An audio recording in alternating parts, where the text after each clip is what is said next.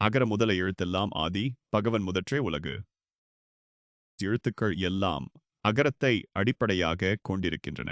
அதுபோல உலகம் கடவுளை அடிப்படையாக கொண்டிருக்கிறது. கற்றதனால் ஆய பயனின் கொள்வாலறிவன் நற்றாள் தொழாரியனின்.